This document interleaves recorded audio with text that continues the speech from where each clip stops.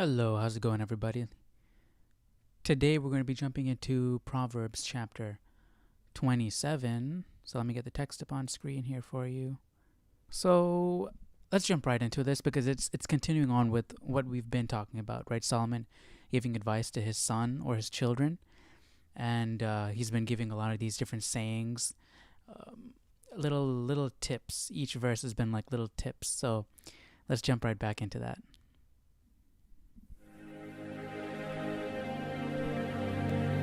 Do not boast about tomorrow, for you do not know what a day may bring forth. Let another man praise you, and not your own mouth. So do not boast about tomorrow, for you do not know what a day may bring forth. So don't count your what is it? Don't count your eggs before they're hatched. Don't boast about tomorrow, what may come tomorrow, what do you think is going to come tomorrow, until it's tomorrow. You don't want to count your eggs before they hatch. Let another man praise you and not your own mouth. Right? Again with that, be wise, stay humble. Stranger, and not your own lips. A stone is heavy, and sand is weighty, but a fool's wrath is heavier than both of them. Wrath is cruel, and anger a torrent. But a fool's wrath is heavier than both of them because maybe a fool doesn't know when to stop. A stone is heavy and sand is weighty, but a fool's wrath is heavier than both of them. So a fool's wrath can be even more burdensome than a heavy stone. Who is able to stand before jealousy? Open rebuke is better than love carefully concealed. Faithful are the wounds of a friend, but the kisses of an enemy are deceitful. A satisfied soul loathes the honeycomb, but to a hungry soul every bitter thing is sweet. Like a bird that wanders from its nest is a man who wanders from his place. Ointment and perfume delight the heart, and the sweetness of a man's friend gives delight by hearty counsel. Do not forsake your own friend or your father's friend, nor go to your brother's house in the day of your calamity. Better is a neighbor nearby than a brother far away. My son, be wise and make my heart glad, that I may answer him who reproaches me. A prudent man foresees evil and hides himself. The simple pass on and are punished. Take the garment of him who is surety for a stranger, and hold it in pledge when he is surety for a seductress. He who blesses his friend with a loud voice, rising early in the morning, it will be counted a curse to him. A continual dripping on a very rainy day, and a contentious woman are alike. Whoever restrains her restrains the wind, So Solomon and grasps oil with his right hand. As iron sharpens iron, so a man sharpens the countenance of his friend. Whoever keeps the fig tree will eat its fruit. So he who waits on his master will be honored. As in water, face reflects face, so a man's heart reveals the man. Hell and destruction are never full, so the eyes of man are never satisfied. The refining pot is for silver, and the furnace for gold, and a man is valued by what others say of him. Though you grind a fool in a mortar with a pestle along with crushed grain, yet his foolishness will not depart from him. Bang. Be diligent to know the state of your flocks, and attend to your herds. For riches are not forever, nor does a crown endure to all generations. When the hay is removed, So you have to be diligent and the and tender perceptive. grass shows itself, and the herbs of the mountains are gathered in, The lambs will provide your clothing, and the goats the price of a field. You shall have enough goat's milk for your food, for the food of your household, and the nourishment of your maidservants.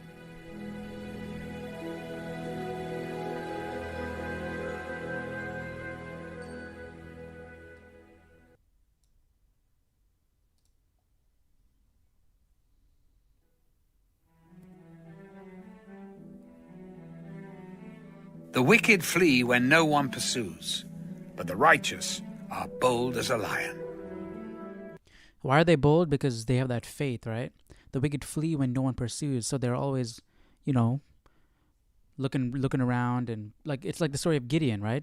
The wicked, the people down in the valley, they ran because they thought they were going to lose after hearing the horns, but no, they weren't really being pursued, right? But they just ran because the wicked are paranoid. They know they've done things wrong, and they know that their demise is imminent. Like in the story of Gideon, they thought that they were going to lose going into the battle. So in that same way, the wicked, they know that their destruction is coming because they know what they're doing is wrong deep down in their heart.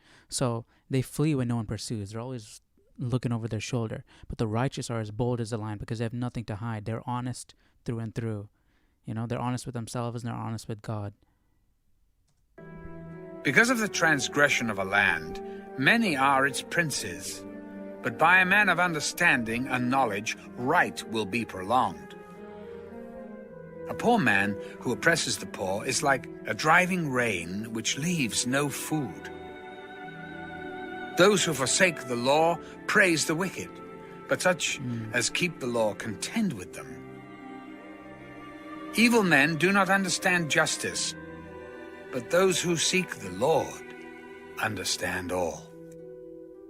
Better is the poor who walks in his integrity than one perverse in his ways, though he be rich. Whoever keeps the law is a discerning son, but a companion of gluttons shames his father. One who increases his possessions by usury and extortion gathers it for him who will pity the poor. One who turns away his ear from hearing the law, even his prayer is an abomination. Wow. Whoever causes the upright to go astray in an evil... If you don't obey God's law, God's word, even your prayer is an abomination. So you have to build that foundation first. That's what's the most important.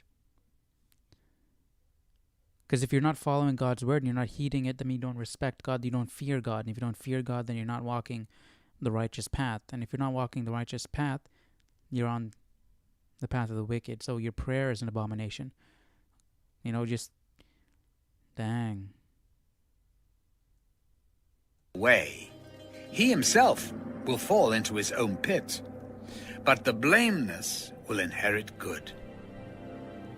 The rich man is wise in his own eyes, but the poor who has understanding searches him out.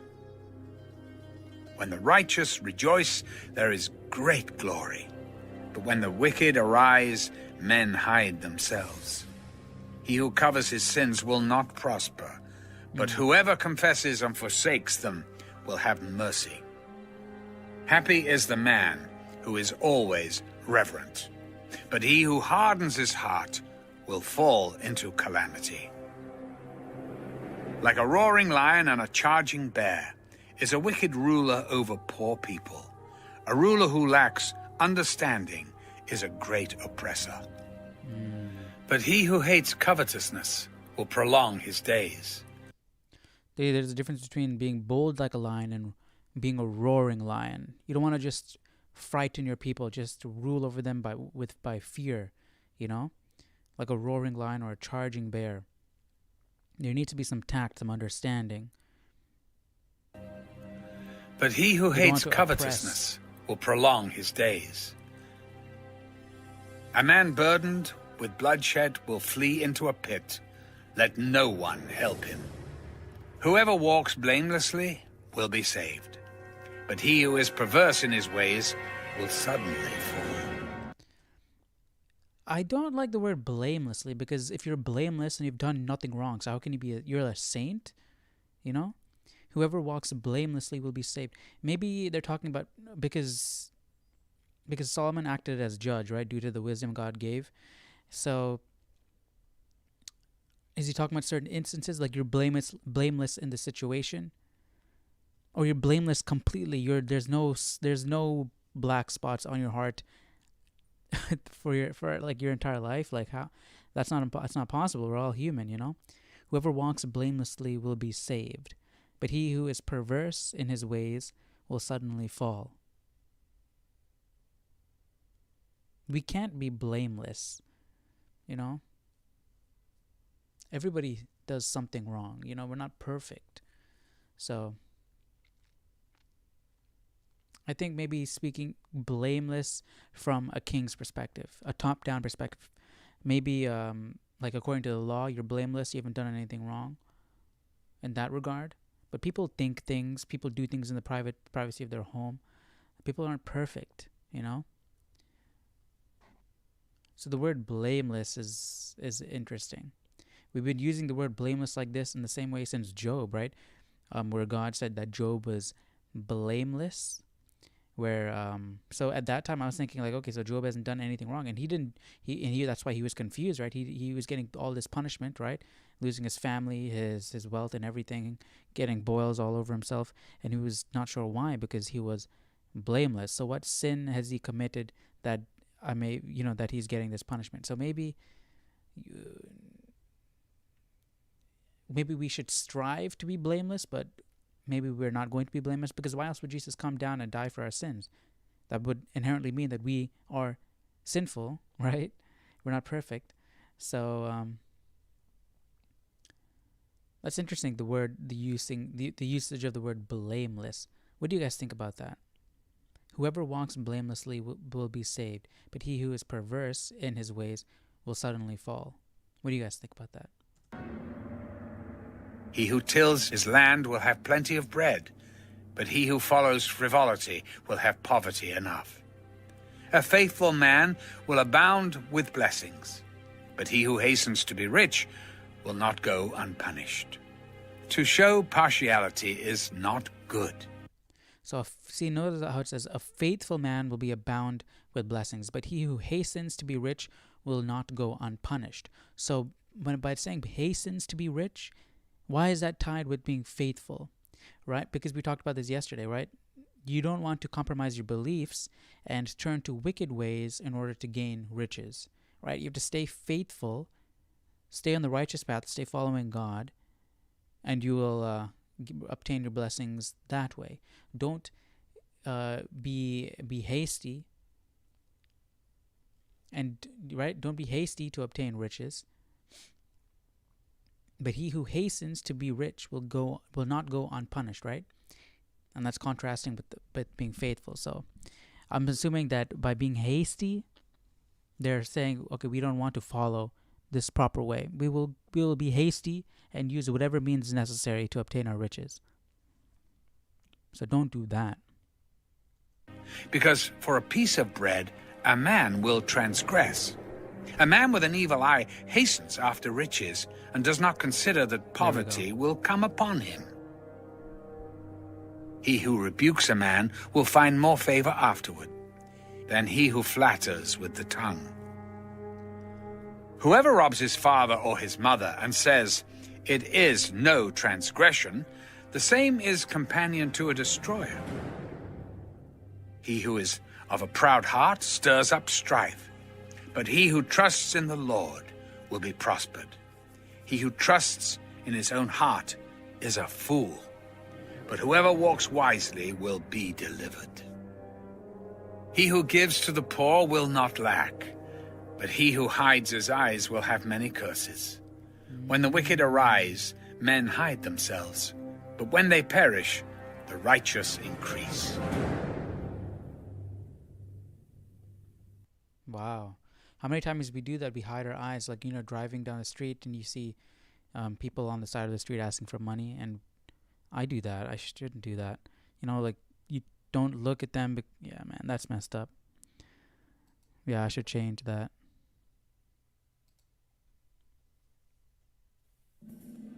He who is often rebuked and hardens his neck will suddenly be destroyed, and that without remedy. When the righteous are in authority, the people rejoice. But when a wicked man rules, the people groan. Whoever loves wisdom makes his father rejoice, but a companion of harlots wastes his wealth. The king establishes the land by justice, but he who receives bribes overthrows it. A man who flatters his neighbor spreads a net for his feet. By transgression, an evil man is snared, but the righteous sings and rejoices. The righteous considers... Solomon really is weary of flattery and seduction. You know, he doesn't want people sneaking their way. You know, he's been calling out flattery for a while, and he's equating it to spreading a net for his feet. Right, so it's down at your feet. You're not really going to see it, but it's a trap. You're going to trip. The cause of the poor, but the wicked does not understand such knowledge. Scoffers set a city aflame, but wise men turn away wrath. If a wise man contends with a foolish man, whether the fool rages or laughs, there is no peace. The bloodthirsty hate the blameless, but the upright seek his well-being. A fool vents all his feelings, but a wise man holds them back. That's interesting. If a ruler pays attention to lies, all his servants become wicked. The poor man and the oppressor have this in common: the Lord gives light to the eyes of both. The king who judges the poor with truth, his throne will be established forever. The rod and rebuke give wisdom, but a child left to himself brings shame to his mother. When the wicked are multiplied, transgression increases, but the righteous will see their fall. Because the righteous will outlast, right? The righteous path is the path of longevity. That's the path we want to be on. Your son, and he will give you rest. Yes, he will give delight to your soul. Where there is no revelation, the people cast off restraint. But happy is he who keeps the law. A servant will not be corrected by mere words, for though he understands, he will not respond. Do you see a man hasty in his words? There is more hope for a fool than for him. He who pampers his servant from childhood... Do you see a man hasty in his words? There is more hope for a fool than for him. And that was one of the signs for a fool, in fact, right? That Solomon had given. Someone who just constantly spews from their mouth. We'll have him as a son in the end. An angry man stirs up strife, and a furious man abounds in transgression. A man's pride will bring him low, but the humble in spirit will retain honor. Whoever is a partner with a thief hates his own life. He swears to tell the truth, but reveals nothing. The fear of man brings a snare, but whoever trusts in the Lord shall be safe. So yeah, fear is dangerous, right? Fear keeps you from doing things, keeps you from so many different things, right? So what does it say? The fear of a man brings a snare. It's like a trap. It holds you. It comes out of nowhere, and it traps you. You're ensnared by it. You can't move. But whoever trusts in the Lord shall be safe. So trust, be bold. Be bold enough to seek God, find that path, right? That righteous path. But first, what is that? How do you start? What's the beginning? A fear of God, right? You need to develop a fear of God. And then from there, you'll want to gain an understanding of Him, and you'll continue. And that's how you continue on the path. And slowly, things will come. That trust will be built, right? So don't be scared. Because it can be scary. Yeah. But whoever trusts in the Lord shall be safe. Many seek the ruler's favor, but justice for man comes from the Lord. An unjust man is an abomination to the righteous, and he who is upright in the way is an abomination to the wicked.